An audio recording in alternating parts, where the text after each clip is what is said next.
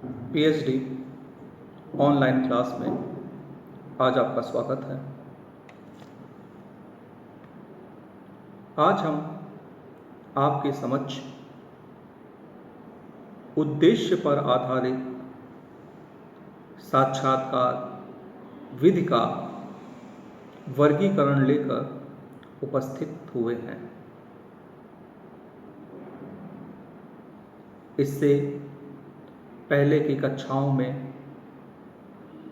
आप लोगों ने औपचारिकता के आधार पर, सूचनादाता की संख्या के आधार पर साक्षात्कार के वर्गीकरण का अध्ययन किया था।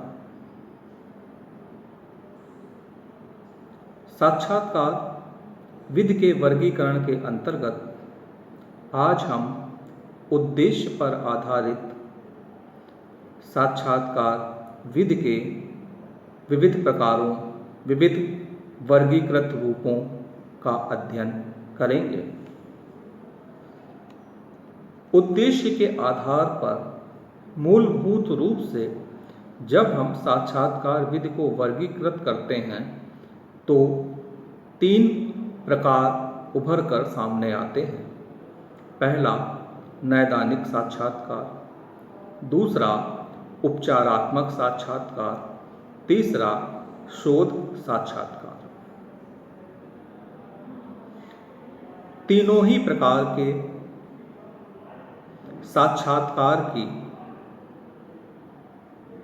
महत्ता है, लेकिन वे भिन्न भिन्न परिस्थितियों में ही प्रयोग किए जा सकते हैं।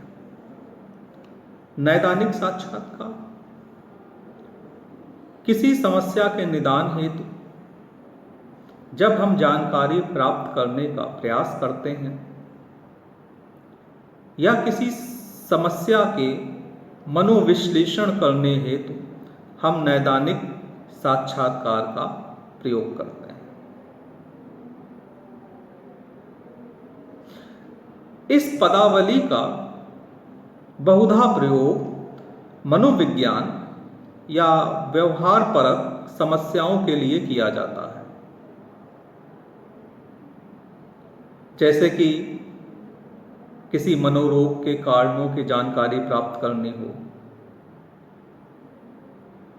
या किसी अन्य समस्या के निदान हेतु नीतियां बनानी हो।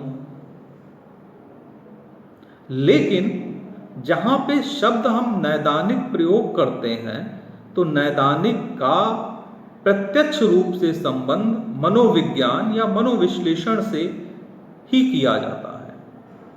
आप लोगों ने नैदानिक मनोविज्ञान की एक महत्वपूर्ण शाखा का नाम सुना होगा।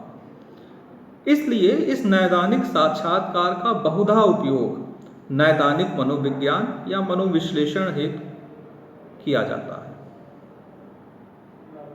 हाँ, इस प्रकार के साक्षात्कार विधि का जो अध्ययन क्षेत्र है वह काफी सीमित हो जाता है।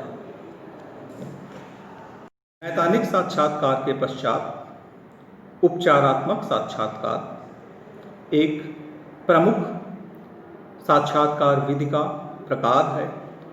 यह भी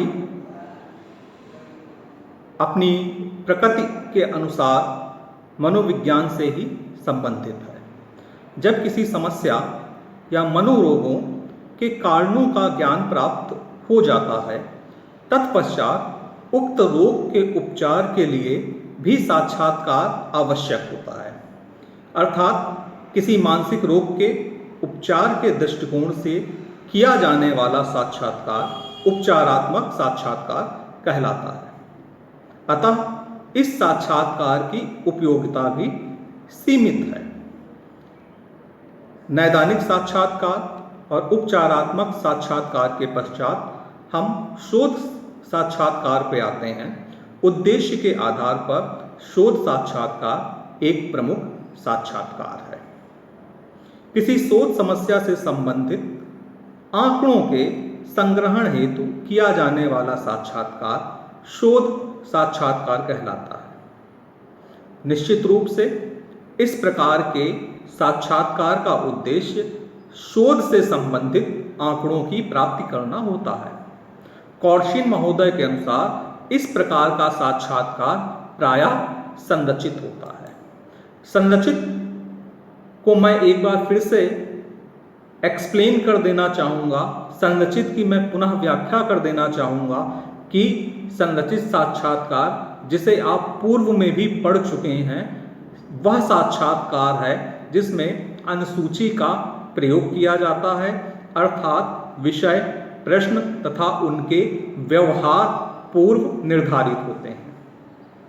संक्षेप में यह कहा जा सकता है कि शोध साक्षात्कार का स्वरूप संरचित होता है, जैसा कि कौरशिन महोदय ने कहा। इसमें साक्षात्कार से संबंधित विषय शोध समस्या के अनुरूप होते हैं तथा शोध समस्या के अनुसार ही प्रश्न तथा उनके व्यवहार के क्रम पूर्व निर्धारित होते हैं। इस प्रकार से शोध साक्षात्कार में परिशुद्धता का गुण पाया जाता है तथा शोध साक्षात्कार के अंतर्गत सम्मिलित प्रश्नों को मानक पर खरा उतरना चाहिए, यानी कि जो भी प्रश्न हो वो मानकीकृत हो, इनका संचालन सरल हो ताकि विश्वसनीयता और वैधता उच्च कोटि की पाई जा सके। इस प्रकार आज के इस व्याख्यान में आपने जाना कि